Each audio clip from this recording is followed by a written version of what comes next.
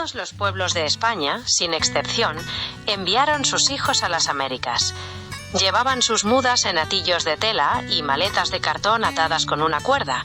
Dentro, queso, tocino salado y magdalenas para el viaje de 15 o 20 días en el barco carbonero. Jóvenes matrimonios embarcados, huyendo del hambre. Almas en pena, corazones temerosos, estómagos vacíos y revueltos en un horizonte de mar y olas. Solían ser bien recibidos en el muelle porteño. El destino les deparaba, sin conocer muy bien por qué, la oportunidad deseada de prosperidad, aunque con muy poco ya se contentaban. No era raro que el recién llegado, apenas puesto un pie en tierra, fuera abordado en las primeras callejuelas de la boca, desvalijado y pinchado con el caronero antes de emitir el mínimo lamento, lanzado a las turbias aguas del río Matanzas. También era frecuente que alguien, tras una temporada de trabajo arduo, sintiéndose ya indiano rico, quisiera regresar a su morriña terra. Declarados los dólares ante la autoridad portuaria, ojeadores, que los hay, en el último trago les servirán el veneno de despedida.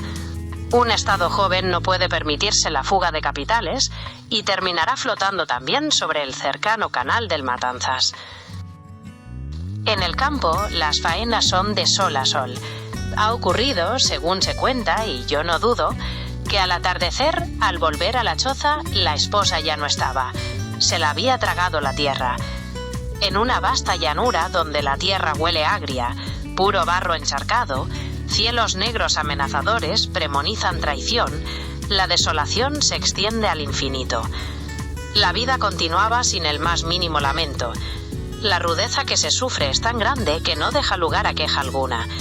Los días transcurren muertos, con opresión en el pecho, sin decir palabra. Meses más tarde, al regresar, allí está ella de nuevo, desmejorada, limpiando, fregando, puliendo la madera vasta con ira controlada, con la rabia de quien perdió lo que nunca tuvo o no le pertenecía. Gente tosca, poco hábil de palabra. Callar, llorar, olvidar. Con la simple mirada de derrota, los rancheros gauchos raptan a la mujer. No hay 4 de ellas en 100 kilómetros a la redonda. La retendrán como esposa compartida por turnos, a suertes o cartas, sintiendo ese aroma que agita el pecho de hombres desgraciados ante la presencia de una mujer, cuidada por todos como ese cachorro huérfano que alimentan de sus propios platos. Olvidar, llorar, callar. La única forma de volver a la vida. Un pionero lleva consigo en el fardo un arado romano de palo desmontado, la mancera, la reja, la telera, el dental, la cameta, sin minón por ser la pieza más sustituible. Tomó el bulto y se embarcó en el vapor de la línea transatlántica Cádiz-Buenos Aires. El corazón ganadero de la Pampa es Córdoba. Nuestro mulero, con su arado al hombro, se encamina hacia ella, primero en la veloz del norte de Buenos Aires a Rosario, y de ahí un camión ovejero lo llevará a Marcos Juárez. Pie a tierra avanzará por las vastas llanuras dirección Montemaíz. Pues se cruza con estos tipos, 2 de aquellos que se dicen tanos venidos de Italia, de sombrero extraño, que a su parecer parecían tricornios mal doblados, se acercan maliciosos. Le ofrecen tabaco. ¿Queda cerca el cortijo? ¿La finca del maíz, digo? ¿Qué rancho busca usted, gallego? El que llaman del maíz. Ah, a unas 8 o 10 horas a buen paso. Ahí, por el sol de costado a mano izquierda pasado Montegüey. El del arado siente el peligro. Al final los tipos deciden no molestarlo. Ven algo arriesgado en ese hombre enjuto cargado con ese fardo enorme. Descansó sin impaciencia, amaneció desperezándose entre pastizales que le servían de sábana.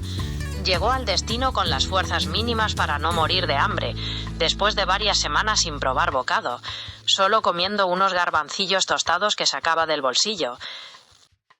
Era joven, seco, arqueado hacia adelante, con una voz chillona que parecía mascar palabras en vez de hablar.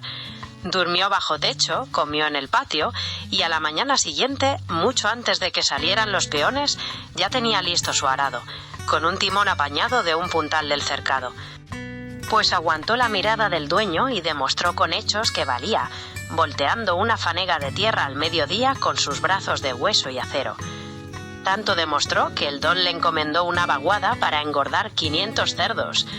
Después de 2 años, envió una carta a su pueblo en España, contando que el dueño le había dado en arriendo una punta de tierra que era como dehesa de señorito y las ganancias de la venta de los marranos. Había ganado una buena cantidad de pesos. La carta la trajo tío José, el cartero, que solo repartía los cortijos cuando intuía urgencia.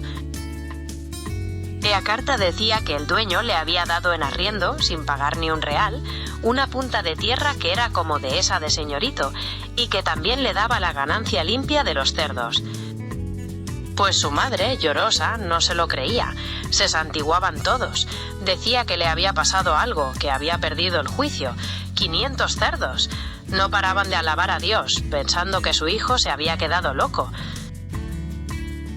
Pues regresó muy cambiado, como otro, con un acento más grave, más blanco, más recto. Caminaba solo, con ropa diferente, que parecía de un difunto. Incluso llevaba gafas. Desapareció del pueblo enseguida, duró un suspiro. Se hizo muy rico, prosperó tanto que se olvidó de sus raíces. Sus hijos manejaban la hacienda desde oficinas en la ciudad, con sillones de diseño y extendieron las tierras hasta el infinito. Ya no usaban caballos, manejaban el ganado con helicópteros. Al final, el hijo mayor apareció en un programa de televisión, mostrando la majestuosidad de la hacienda, con milas de cabezas de ganado. Aquel muchacho que se fue con una muda y un arado terminó ganando el mundo, pero perdiendo su nombre. Al final, la verdadera herencia no fue la riqueza, fue aquel arado que cruzó el océano para hundirse en la pampa. Y así se cerró el círculo, con un hijo que no reconoce su origen en una tierra que, aunque lo hizo rico, nunca llegó a llamarlo por su nombre. Escuchar hoy ciertos discursos que pretenden borrar de un plumazo lo que somos. Escuchamos a los nuevos profetas, a esos negacionistas de la realidad que señalan al inmigrante actual como una amenaza, olvidando o queriendo olvidar que hace apenas un suspiro el amenazante, el extraño, el ilegal o el muerto de hambre era nuestro abuelo. Nos hablan de invasiones, pero olvidan que nosotros sembramos el mundo con nuestras maletas de cartón. Olvidan que España no se entiende sin el hambre que empujó a millones hacia Argentina, México o Alemania. Aquel hombre que subía a la pampa con un arado al hombro no era distinto al que hoy cruza el mar en una balsa. Ambos comparten el mismo motor, la desesperación y la esperanza. A esos que hoy agitan banderas de pureza y exclusión desde la comodidad de un sillón, habría que recordarles que el éxito de nuestra tierra se construyó con las remesas de los que se fueron y el sudor de los que llegaron. Confrontar la inmigración actual con desprecio es en realidad escupir sobre nuestra propia historia. No hay inmigrantes de primera porque eran nuestros y de segunda porque vienen de fuera. Solo hay seres humanos huyendo de la misma miseria que vació las acerraduras y Villanueva.